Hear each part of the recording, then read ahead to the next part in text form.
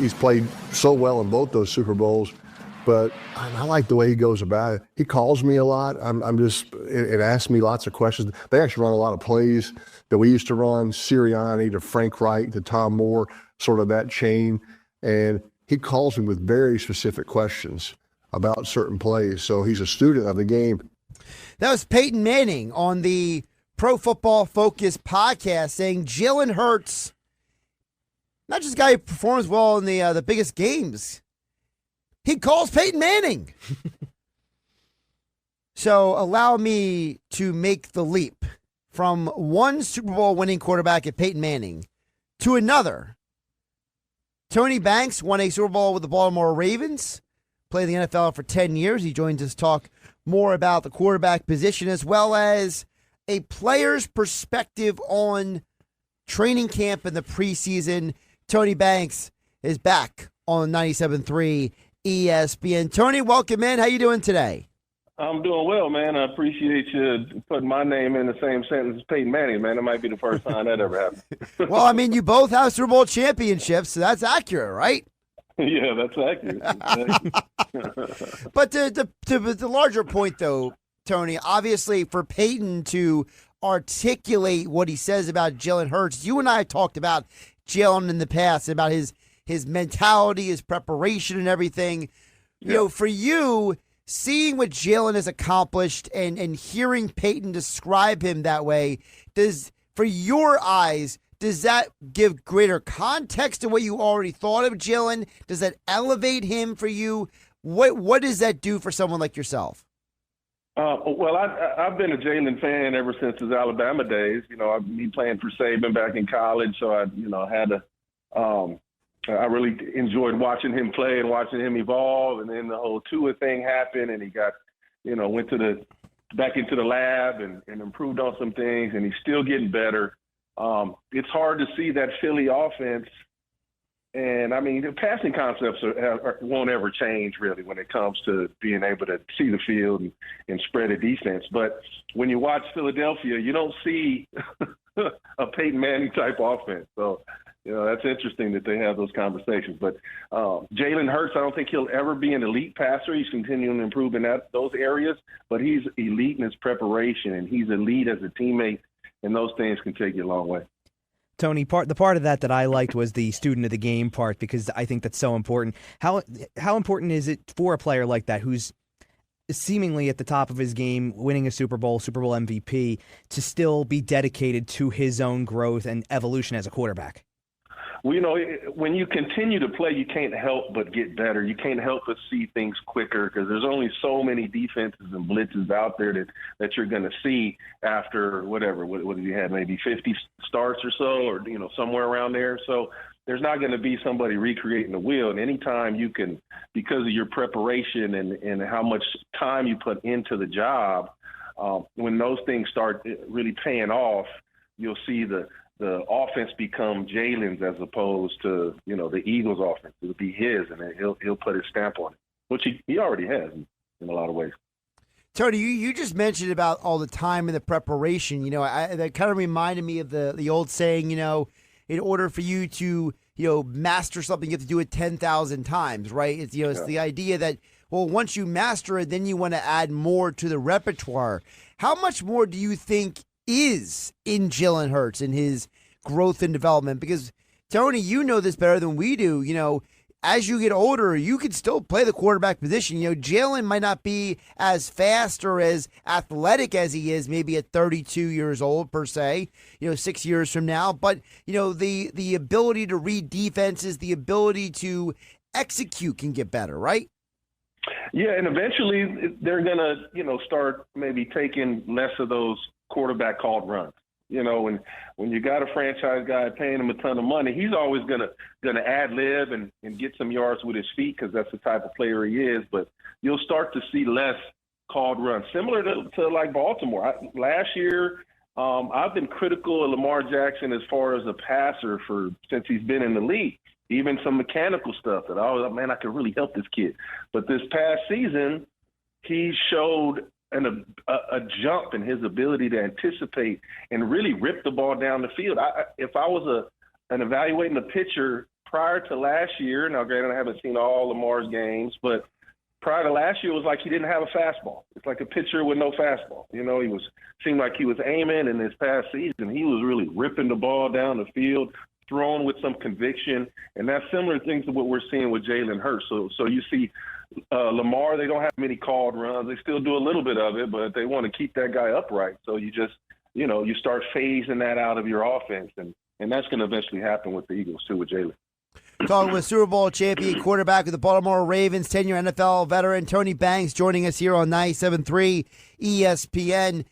Kind of to your larger point about, Lamar Jackson and Jalen Hurts, tell the audience, Tony, for a quarterback, what is it like in training camp, preseason? You come in, you had your whole workout in the offseason, right? And now you're coming in, and now you're getting back into football speed, right? Football activities. What is that process like for a quarterback? Well, camp's a little different now than it used to be. Training camp's a little different now than it used to be. I remember with Coach Vermeil in his first year, we boycotted as a team. We probably a week or two into camp, and we had a sit down with some of the veteran players, and me being the QB, I was part of that group, and they volunteered me to tell Coach Vermeil that, hey, we're not going out to practice today. You've been working us too hard. Practices are too long. It didn't work, though. Coach Vermeil wasn't playing that. Coach Vermeil wasn't playing that. So, but what it is for a quarterback is different. You're not asked to do physically what a receiver or DB does, or even bang, heads like the lineman, but it's a really cerebral process. And, just like a receiver's legs get tired during camp, a quarterback's arm will get tired also. You're seeing a lot of that in these first couple weeks of camp, because you can't simulate that many throws in a week. 1 or 2 days is one thing. During the season, you have basically 2.5 practices for the week that are really, high intensity preparation type stuff. Whereas in camp, you got, you already know who 40 of the guys are going to be on the roster, and those other, 60 guys are trying to get those last 20 spots. So as a young man in camp in the preseason, I loved playing. When I was a rookie, I think I was either 1 or 2 in the preseason in the league as far as preseason ratings. I was a rookie, so I got to play a bunch. But then as you get older, you just want camp to get over with, because it really is for those 60 guys going for those last 15 to 20 spots. It's really what it is. Everybody else is pretty much set in stone as far as the roster goes. But it's so competitive, those 60 guys going for those last few spots, man. And when you become a vet, you want to just, as a quarterback, I just wanted to put my hat on and watch all the other guys, and see if they can make the team. And I'm glad you brought that up, Tony, because that's kind of where I wanted to ask you about, because, in today's game, you have a group of coaches who they won't even let the starters play in the preseason. But those coaches aggressively value the intra-squad practices, when the teams practice with each other before a preseason game.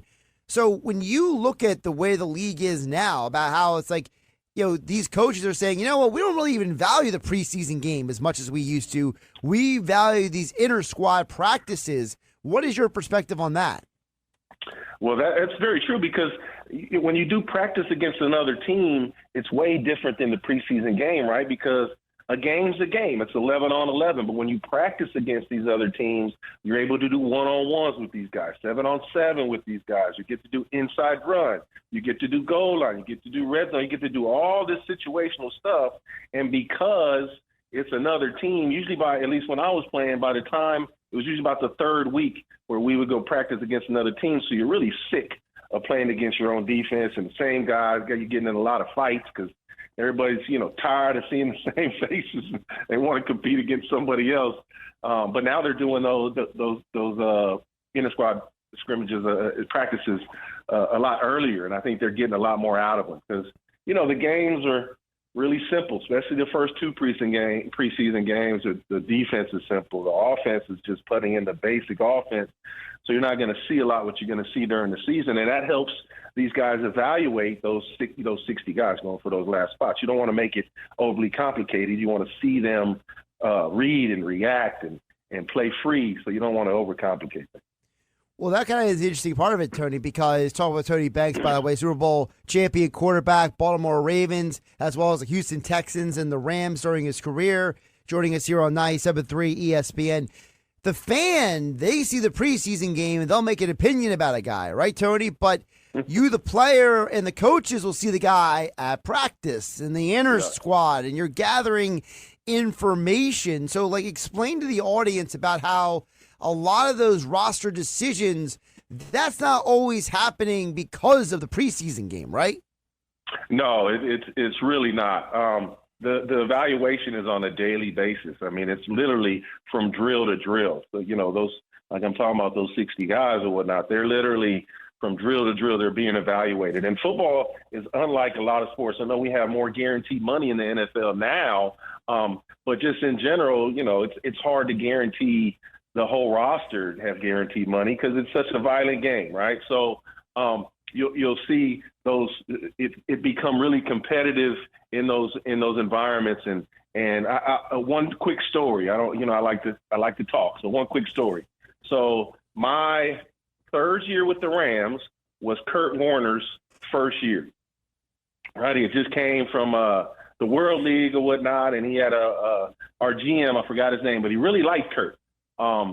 And so Kurt didn't play hardly at all during the preseason. He was battling for a roster spot with this big lefty, Will Furr, who was a big old lefty out of Virginia Tech, and he's a couple years older than me, getting his first chance to possibly be a backup, being my backup.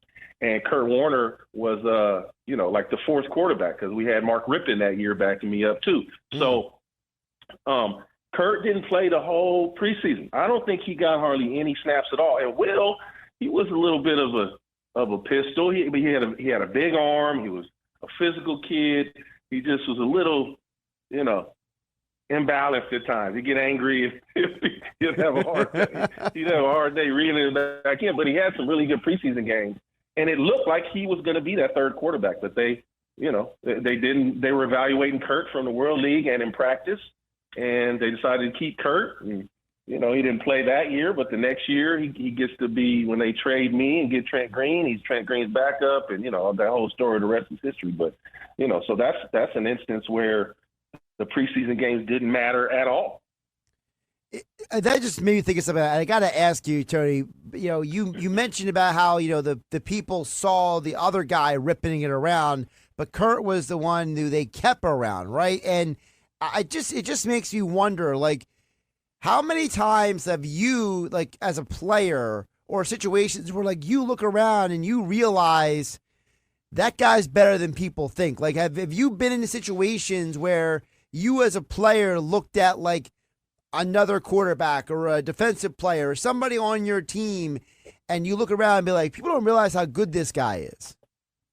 Well, I've been around a lot of guys like that, and Coach Ramil in particular, he always liked finding those diamonds in the rough, the undrafted, the Kurt Warners working at whatever, Safeway or wherever he was working at before World League. So there are coaches that take pride in finding those guys because they're hungry and they see something that maybe isn't measurable, right? I remember when was it my second year or third year? It might have been my third year when they signed London Fletcher. I don't think he was drafted. They signed London Fletcher. Yeah, drafted free agent, yeah. Yeah, like a 5'8" little linebacker. And the measurables didn't make sense. But he would wreck practice, because once you get in the season, especially, now he was on the practice squad his rookie year, I believe. I don't think he played. But in practice, he would just he didn't know how to not go 100 miles an hour. So you get a lot of veterans who were like, mad at him because they're like, man, we trying to be ready for the game, and you out here busting everything up. We can't get nothing done. But he had a basketball background too, so he was like a thick little point guard, and he could move really well, and he was smart, and he just ended up having just an incredible career. Yeah, London Fletcher, I believe it was 16, 17 years he played in the league. By the way, Tony, he's an example of one of my favorite things before I let you go. I got to bring this up.